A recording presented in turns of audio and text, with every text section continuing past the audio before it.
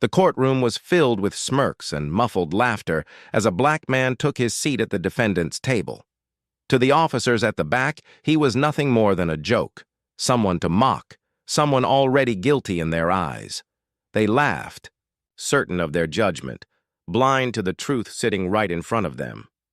What they didn't know was that this defendant held a secret powerful enough to silence them all in seconds. And when it was revealed, their laughter would turn into pure regret. Stay till the end.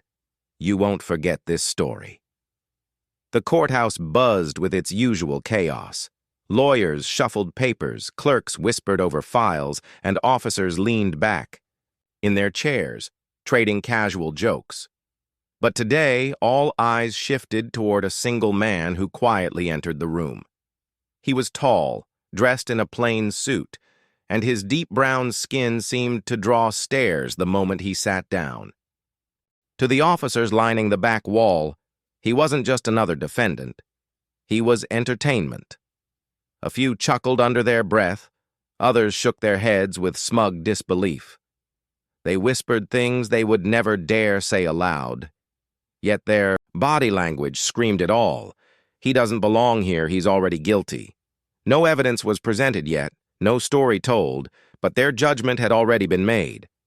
The smirks grew wider as the man adjusted his tie, sitting upright, not reacting to the mocking glances. To most in the room, he looked ordinary. Another black man caught up in a system that seemed built to break people like him. And that was exactly why no one questioned the way he was treated. Every laugh, every dismissive glance, every roll of the eyes fed into an ugly truth. Some believed they already knew his worth, his story, and his fate. Yet if they had paused for a moment, they might have noticed the quiet confidence in his eyes. Not arrogance, not fear, but something steady, unshakable. Something that didn't match the role they thought he played. But the courtroom didn't see that. Not yet. For them, this was still a performance where the black man was the punchline. What they didn't know was that the entire room was seconds away from becoming the joke themselves. The laughter didn't stop once the hearing began. It echoed softly around the courtroom, not loud enough for the judge to hear clearly, but sharp enough for the man in the front to feel. Every shuffle of paper, every whispered joke, was another reminder of the way he was being seen. The prosecutor wasted no time framing him as small, unimportant, a name barely worth remembering. His tone was casual, almost dismissive, as if the man's presence was nothing more than a formality. The officers at the back leaned forward, smirking at each point made, their amusement growing as if they were watching a comedy routine instead of a legal proceeding. The man didn't speak. He didn't argue, didn't rise to their bait. He sat silently, his posture straight, his gaze calm. To the officers, this silence looked like weakness. To them, he was just another defendant, frozen by fear, crushed under the weight of authority. But if they had looked closer, they would have seen it wasn't fear at all. It was patience. Still, the room carried on under its own assumptions. To them, he was powerless. To them, he was just another statistic in a system overflowing with black men pushed into corners, labeled before being heard. The weight of history was thick in the air, echoing through every biased glance and smug grin. Minutes stretched into an uncomfortable silence as paperwork was shuffled, questions exchanged, and small motions filed. All the while, the man remained. Still, his eyes focused, his hands resting calmly on the desk in front of him. It was as if he knew something no one else did. The laughter from the back row grew louder, more careless now. They were convinced they had the situation figured out, convinced they were watching yet another story of failure play out before their eyes. But beneath that calm exterior, the man carried something that none of them could imagine. His identity was not one of weakness or shame. It was one of power, authority, and responsibility, the kind that could silence the entire courtroom with a single revelation. And while the officers mocked him, while they built their confidence on false assumptions, the truth sat quietly in the room with them, waiting to tear apart every ounce of arrogance they had so proudly displayed. The fall was coming, and when it did, it would not be gentle. The courtroom grew restless as the clerk announced the next stage of the proceedings. Papers were passed around, signatures checked, and eyes turned once again toward the man at the center of it all. The officers leaned forward, grinning, waiting for the humiliation they were certain would follow. Then it happened. A court official cleared their throat and addressed the room with a tone that carried weight. "Before we proceed," the official said, "protocol requires the defendant's full identification to be read into the record." The words struck like thunder. The courtroom fell still as the official began to read from the file.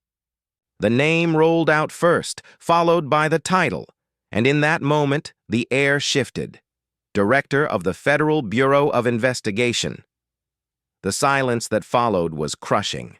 Every smirk froze in place. Every laugh died in the throats of the officers at the back. The man they mocked, the one they thought was powerless, was not just someone of importance. He was the highest law enforcement officer in the country. The man slowly raised his head, his calm gaze sweeping across the courtroom. He didn't need to speak. His presence alone carried the weight of authority, the kind that demanded silence. The same officers who had mocked him now avoided his eyes, their arrogance collapsing into panic. Their laughter, once so bold, had transformed into shame. The man who had been treated like a joke now stood as the most powerful figure in the room.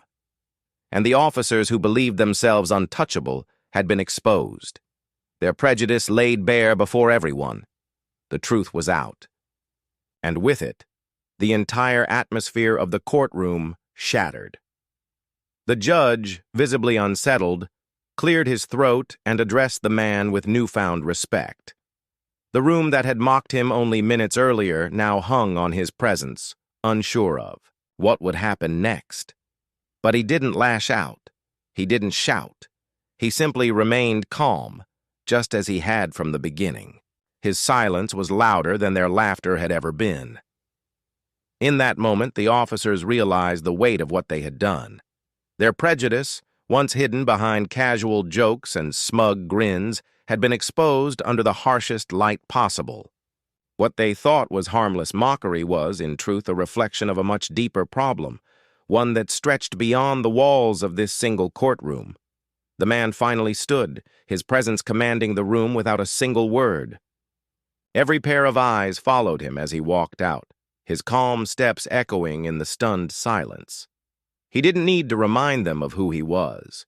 His very existence had already delivered the lesson.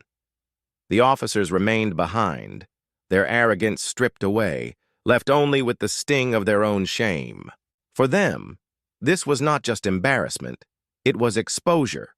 And for everyone who witnessed it, the truth was impossible to ignore. Racism doesn't just live in words or laughter. It lives in assumptions, in the quiet certainty that someone is less until reality proves otherwise. As the doors closed behind the man, the question lingered in the air. How many others had been laughed at, dismissed, or judged unfairly simply because of the color of their skin, without ever getting the chance to reveal who they truly were? If you've experienced the same, share your story in the comments. I might even make a video about it to raise awareness and justice.